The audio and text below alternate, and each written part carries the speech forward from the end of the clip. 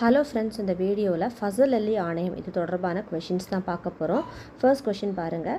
ஃபசல் அலி ஆணையம் எந்த ஆண்டு அமைக்கப்பட்டது அப்படின்னு கேட்குறாங்க. ஃபசல் அலி ஆணையம் இந்தியாவில் மொழிவாரியாக மாநிலங்களை அமைக்கிறதுக்கும் நாட்டுடைய எல்லைகளை மறுசீரமைக்கிறதுக்காகவும் டிசம்பர் 22 1953 அன்னைக்கு இந்திய அரசால் இந்த மாநில மறுசீரமைப்பு ஆணையம் அமைக்கப்பட்டது. இந்த ஆணையம் 1953 வருடம் அமைக்கப்பட்டது. பாருங்கள், இந்தியாவில் மொழிவாரியாக மாநிலங்களை அமைக்கிறதுக்கும் நாட்டுடைய எல்லைகளை மறுசீரமைக்கிறதுக்காகவும் டிசம்பர் 22 1953 அன்னைக்கு இந்திய அரசால் இந்த மாநில மறுசீரமைப்பு ஆணையம், அதாவது ஃபசல் அலி ஆணையம் அமைக்கப்பட்டது. அடுத்த கேள்வி பார்க்கலாமா? பாருங்கள், ஃபசல் அலி ஆணையத்தின் அதிகாரப்பூர்வ பெயர் என்ன? இப்போ தான் பார்த்தோம். ஃபசல் அலி ஆணையத்துடைய அதிகாரப்பூர்வ பெயர் என்ன அப்படின்னா மாநில மறுசீரமைப்பு ஆணையம். மாநில மறுசீரமைப்பு ஆணையம் தான் ஃபசல் அலி அவர்களுடைய தலைமையில் இருந்தனால அது ஃபசல் அலி ஆணையம் அப்படின்னு சொல்கிறோம். ஃபசல் அலி ஆணையத்தின் அதிகாரப்பூர்வ பெயர் மாநில மறுசீரமைப்பு ஆணையம். அடுத்த கேள்வி பார்க்கலாமா? பாருங்கள், ஃபசல் அலி ஆணையத்தின் தலைவராக இருந்தவர் யார் அப்படின்னு கேட்குறாங்க. ஃபசல் அலி ஆணையத்தில் தலைவராக இருந்தவர் நீதிபதி ஃபசல் அலி அவர்கள். மொத்தம் 3 உறுப்பினர்கள், ஒரு தலைவரும் 2 உறுப்பினர்களும் இருப்பாங்க. தலைவர் நீதிபதி ஃபசல் அலி அவர்கள். அடுத்தது பார்க்கலாமா? ஃபோர்த் கொஷின் பாருங்கள். ஃபசல் அலி ஆணையத்தின் உறுப்பினர்களுள் ஒருவர் யார் அப்படின்னு கேட்குறாங்க. 2 உறுப்பினர் இருப்பாங்க. அதில் ஒருத்தர் HN குன்ஸ்ரு அவர்கள். இன்னொருத்தர் யார் அப்படின்னு பார்த்தீங்கன்னா KM பணிக்கர் அவர்கள். ஃபசல் அலி ஆணையத்தின் உறுப்பினர்களில் ஒருவர் குன்ஸ்ரு, இன்னொருத்தர் KM Panikkar. Okay, KM Panikkar. அடுத்த கேள்வியை பார்க்கலாமா?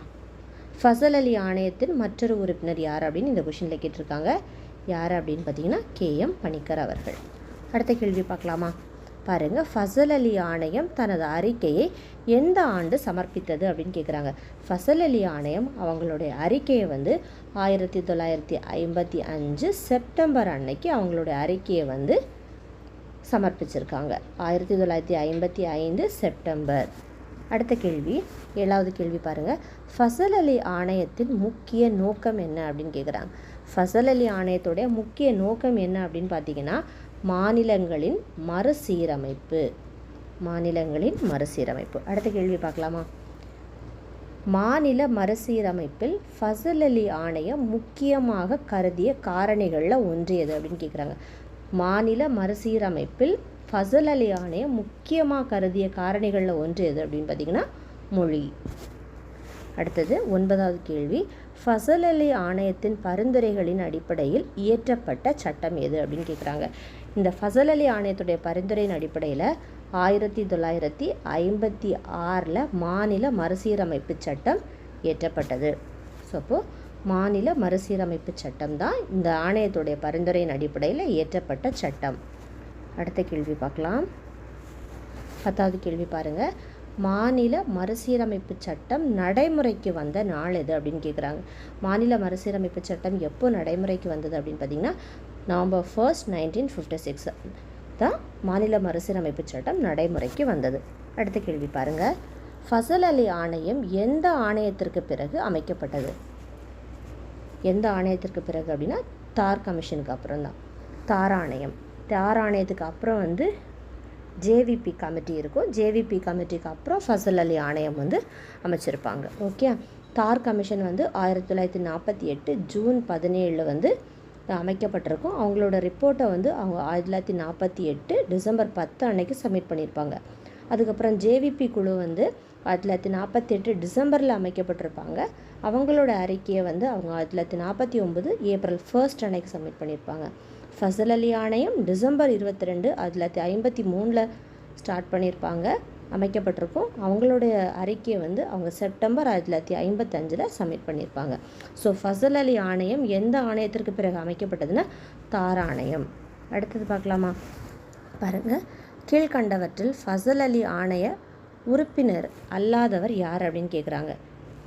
ஃபசல் அலி இருக்கார், HN குஸ்ரு, பணிக்கர் எல்லாருமே இருக்காங்க. தார் மட்டும்தான் வராது. ஸோ இதில் இருக்கிறதுல KM தார் அவர்கள் தான் இந்த ஃபசல் அலி ஆணைய உறுப்பினர் அல்லாதவர். அடுத்து 13th கொஷின் பாருங்கள். ஃபசல் அலி ஆணையம் எந்த ஆண்டுகளுக்கு இடைப்பட்ட காலகட்டத்தோடு தொடர்புடையது? எந்த ஆண்டு அப்படின்னா அது அமைக்கப்பட்டது 1953, அறிக்கை சப்மிட் பண்ணது வந்து 1955. ஸோ இந்த ஆண்டுகளுக்கு இடைப்பட்டது. அடுத்தது 14வது கேள்வி பாருங்கள். ஃபசல் அலி ஆணையத்தின் பரிந்துரைகளின் முக்கிய விளைவு என்ன அப்படின்னு கேட்குறாங்க. முக்கிய விளைவு மொழிவாரி மாநிலங்களின் மறுசீரமைப்பு. ஓகே. அடுத்து 15th கொஷின் கால வரிசைப்படுத்துக அப்படின்னு கொடுத்துருக்காங்க. ஃபஸ்ட்டு என்ன கொடுத்துருக்காங்க அப்படின்னா தார் ஆணையம். தார் கமிஷன் வந்து எப்போ வந்து அமைக்கப்பட்டது அப்படின்னு பார்த்தீங்கன்னா 1948 ஜூன் 17 அன்னைக்கு அமைக்கப்பட்டிருக்கும். இவங்களோட ரிப்போர்ட்டை இவங்க எப்போ சப்மிட் பண்ணுவாங்க அப்படின்னா 1948 டிசம்பர் 10 அன்னைக்கு இவங்களோட அறிக்கையை இவங்க சப்மிட் பண்ணுவாங்க. ஓகே.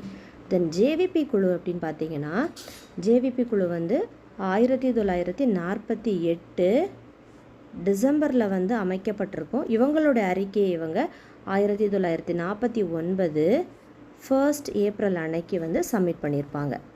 ஓகே. அப்புறம் ஃபசல் அலி ஆணையம் நம்ம இப்போ பார்த்தோம். டிசம்பர் 22 1953 அமைக்கப்பட்டிருக்கும். இவங்களோட ரிப்போர்ட்டை இவங்க வந்து செப்டம்பர் 1955 வந்து சப்மிட் பண்ணியிருக்காங்க. ஸோ அப்படி பார்த்தீங்கன்னா ஃபர்ஸ்ட் வந்து தார் ஆணையம், தென் ஜேவிபி குழு, தென் ஃபசல் அலி ஆணையம். ஸோ எல்லாமே கரெக்டாக அப்படியே ஆர்டராக இருக்குது. 1 2 3 தான் ஆன்சர். ஓகே. ஸோ இதோட வந்து இந்த ஃபசல் அலி ஆணையம் வந்து கம்ப்ளீட் ஆகிடுது. இந்தியாவில் மொழிவாரியாக மாநிலங்களை அமைக்கிறதுக்கும் நாட்டுடைய எல்லைகளை வந்து மறுசீரமைக்கிறதுக்காக தான் இந்த ஃபசல் அலி ஆணையம் வந்து அமைக்கப்பட்டது. இதோட தலைவர் யார் அப்படின்னு பார்த்தீங்கன்னா ஃபசல் அலி. உறுப்பினர்கள் வந்து KM பணிக்கர், HN குன்ஸ்ரு. இந்த அறிக்கை வந்து சமர்ப்பிக்கப்பட்ட ஆண்டு 1955 செப்டம்பரில் சப்மிட் பண்ணியிருக்காங்க. இதோட நோக்கம் என்ன அப்படின்னா மொழி மற்றும் நிர்வாக அடிப்படையில் மாநிலங்களுடைய எல்லைகளை வந்து மாற்றி அமைப்பது. இவங்களுடைய பரிந்துரைகளாக என்னென்ன இருந்திருக்கும் அப்படின்னா ஒரு மாநிலம் ஒரு மொழி அப்படின்ற கோரிக்கை இது வந்து நிராகரிச்சிருக்கும். அதுக்கப்புறம் வந்து இந்த ஆணையம் வந்து மொழியை வந்து அடிப்படையாக கொண்டு மாநிலங்களை மறுசீரமைக்கலாம் அப்படின்னு சொல்லியிருப்பாங்க. ஸோ இதுக்கப்புறம் தான் வந்து நாடு முழுவதும் 14 மாநிலங்கள் 6 வந்து யூனியன் பிரதேசங்களாக மறுசீரமைப்பு ஆணையம் வந்து பரிந்துரை பண்ணியிருப்பாங்க. இந்த பரிந்துரையின் அடிப்படையில் தான் 1956 வந்து மாநில மறுசீரமைப்பு சட்டம் வந்து இயற்றப்பட்டது. ஸோ ஃபசல் அலி ஆணையத்துடைய பரிந்துரையின் அடிப்படையில் 1956 மாநில மறுசீரமைப்பு சட்டம் இயற்றப்படுது. ஸோ இதோட வந்து இந்த ஃபசல் அலி ஆணையம் வந்து கம்ப்ளீட் ஆகுது. கண்டிப்பாக இது உங்களுக்கு பயனுள்ளதாக இருக்கும் நம்புகிறேன். இந்த வீடியோ உங்களுக்கு பிடிச்சிருந்தால் லைக் பண்ணுங்கள், ஷேர் பண்ணுங்கள், சப்ஸ்கிரைப் பண்ணுங்கள். தேங்க்ஸ் ஃபார் வாட்சிங்.